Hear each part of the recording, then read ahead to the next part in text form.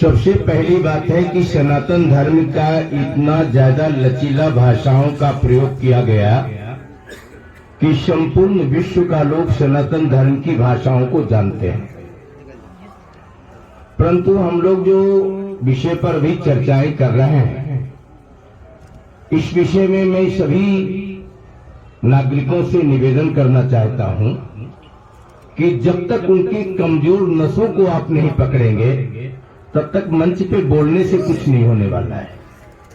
आपका मंच है, आप बोलते रहिए, चलते रहिए, करते रहिए, कुछ नहीं होगा। सबसे पहली बात तो यह है कि हमें यह जानना चाहिए कि विश्व में कितने प्रकार का मुसलमान होता है, कितनी जातियां मुसलमानों की है। उन 313 प्रकार की जो मुसलमानों की जातियां हैं, जो 6 भागों में बटे हुए हैं, और 3 जगह से उनके जो फतवा जारी किए जाते हैं, उन सभी जगहों का, उन सभी मुसलमानों का एक सूचीबद्ध लिस्ट बनवाना होगा। संपूर्ण विश्व में 313 प्रकार का मुसलमान होता है, जो 6 भागों में बटा हुआ है: सिख, सैयद, मुगल, पठान, कसाई और भाटू। 3 जगह से फतवा जारी होती है। एक तो हमारे उत्तर प्रदेश में ही है, देवबंदी। दूसरा भी हमारे उत्तर प्रदेश में है, जिसका नाम है बरेली। हम साधु समाज सबसे पहले भारत सरकार से ये मांग करें कि यह संस्था को मिटा दिया जाए। जब तक ये संस्था नहीं मिटेगा, हम लोग बोलते रहेंगे, सरकार उनको साथ में रहेगी, क्योंकि लोकतंत्र का विषय है, वोट का विषय है। अभी एक बहुत अच्छी बात कह रहे थे हमारे संत जी, ओबीसी की बात। अन्य भारतवर्ष के उत्तर प्रदेश के जो राजनीतिक लोग हैं, वो कुछ बोलते हैं तो उस पर एफआईआर दर्ज हो जाता है। तो वो एफआईआर दर्ज कराने वाले लोग ओबीसी के खिलाफ वो एफआईआर दर्ज क्यों नहीं करवाते हैं? कौन रोका है एफआईआर दर्ज कराने से? कोई उसके खिलाफ एफआईआर करवा रहा है क्या? हमें इस बात पर भी गहरा चिंतन करना होगा कि हमेशा खौफ है बुज़दिलों से दिलेर को, हमेशा खौफ है बुज़दिलों से दिलेर को, और समय पाकर कुत्ते भी काट लेते हैं शेर को। ये विश्व के संपूर्ण विश्व के नागरिकों के लिए मैं इस सभा से, मंच से नहीं, भारत के विभिन्न मंचों से मैं चुनौती देता रहता हूं। विश्व का ऐसा कोई राष्ट्र नहीं है जो भारत पे आंख दिखा करके उसकी आंख सुरक्षित चली जाए। भारत कभी खतरे में नहीं पड़ने वाला, न सनातन धर्म खतरे में पड़ा हुआ है।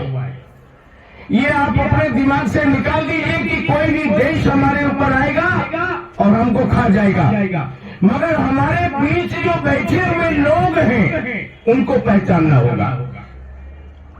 कौन लोग हैं जो उनको जो है श्रेय दे रहे हैं? ऐसे लोगों को सभा से निकालना होगा आपको।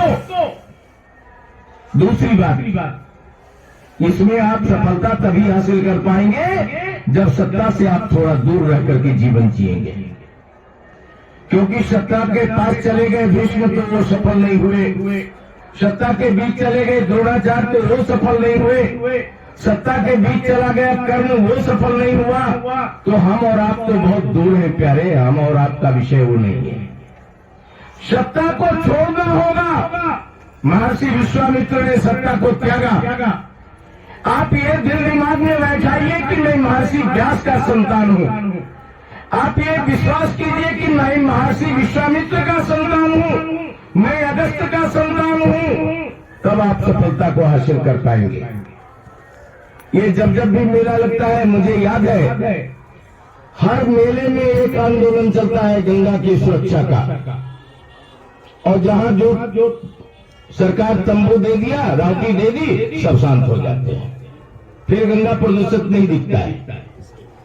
सभी साधु समाज यही रहता है मेले में। कुछ लोग हैं जो बाहर से आते हैं, मगर उस बीच में नहीं उठाएंगे मुद्दा। जब जमीन आदि बढ़ जाएगा तो कोई उधर आंदोलन में बैठ जाता है, कोई उधर बैठ जाता है, कोई उधर बैठ जाता है। सरकार की गोपनीयता और सरकार की नीतियों को हमें समझने की जरूरत है। अभी एक चर्चा चल रही थी जिहादियों का। मैं आपसे आग्रह कर दूं, जिहादियों से घबराने की जरूरत नहीं है। उस जिहादियों के बीच में एक प्रहलाद को प्रकट करने की जरूरत है।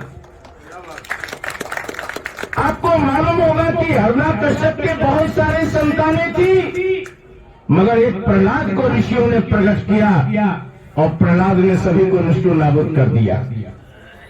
हमारे बीच में जो है, जो बहुत ऐसे लोग हैं जो विभीषण का काम करते हैं, संरक्षण है रावण का, नाम ले रहे हैं राम जी का।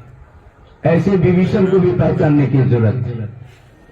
ऐसे बलराम हमें नहीं चाहिए जो युद्ध के मैदान को छोड़ करके तीर्थ यात्रा करता हो। हमें तो ऐसा कृष्ण चाहिए जो चक्र लेकर के महाभारत को खत्म करने के लिए बैठा हुआ है। एक और बात मैं बता करके वाणी को विराम दूंगा, क्योंकि शंकराचार्यों के बीच में ज्यादा बोलना नहीं चाहिए। आचार्य जहां बैठे हों वहां बहुत संयमित विचारधाराओं को रखना चाहिए। शस्त्र आदि का बातचीत करना मैं उतना ज्यादा पसंद नहीं करता, क्योंकि मुझे शस्त्र चलाने ही नहीं आता है, मगर मैं चूड़ी नहीं पहना। हमारे ये जो शंकराचार्य का दंड आप देख रहे हैं, यह दंड जो है राष्ट्र की मानवता को ध्वस्त करने वालों के लिए दंड है। शंकराचार्य के हाथों में, हमारे धर्माचार्यों के हाथों में, विश्वामित्र के हाथों में शस्त्र भी है और शास्त्र भी है। यदि आवश्यकता आएगी तो हम शांति नहीं, हम क्रांति का उद्बोधक लोग हैं। क्रांति का अर्थ ही होता है परिवर्तन। आपको मालूम होगा जिस राष्ट्र में हम और आप बैठे हुए हैं, इसमें बहुत सारे संतों ने अपना जीवन का बलिदान दिया, चाहे वो श्यामानंद हो, भवानंद हो, नित्यानंद हो, या जो है बंदावीर बैरागी हो। बहुत संतों ने अपने जीवन को बलिदान दिया है। हम लोग बलिदान होने के लिए बैठे हुए हैं। हम लोग मरने से घबराते नहीं। और मैं एक बात बता करके संपूर्ण मीडिया कर्मियों के सामने गंगा का सौगंध लेकर के कहता हूं, ये दाढ़ी वीर शिवा की है, कोई हिजड़ों का नहीं है। ये दाढ़ी वीर शिवा की है, गौरव हिंदुस्तान का। नक्शे से नाम मिटाओ पापी पाकिस्तान का। समय बहुत नजदीक आ गया कि विश्व के जितने भी मुसलमान हैं, सभी मुसलमान अपने आप में ही नष्ट हो जाएंगे। हम लोग जब ड्रामा रामलीला चलाते थे तो एक शायर बोलते थे, मुझको क्या मारेगा, खुदा भी मर जाएगा, सनसनाता तीर जब तेरे सीने में जाएगा, युक्ति धारा को बुझाऊंगा, प्रबल प्रचंड से खंड कर दूंगा दुष्ट तुम्हारे पाखंड। हम इन पाखंडियों को पाखंड समझने की कोशिश करें, उनको अपना न माने। हम एक बात जो आपको कहे थे कि हमेशा खौफ है बुज़दिलों से दिलेर को, और समय पाकर कुत्ते भी काट लेते हैं शेर को। ये कुत्तों को पहचानने की जरूरत है, तब आपकी वीरता होगी, तब आप सफल होंगे। भारत सरकार पे हम और आप मिलकर के ये दबाव डालें कि देवबंदी को नष्ट कर दिया जाए, बरेली को नष्ट कर दिया जाए और भावे को नष्ट कर दिया जाए।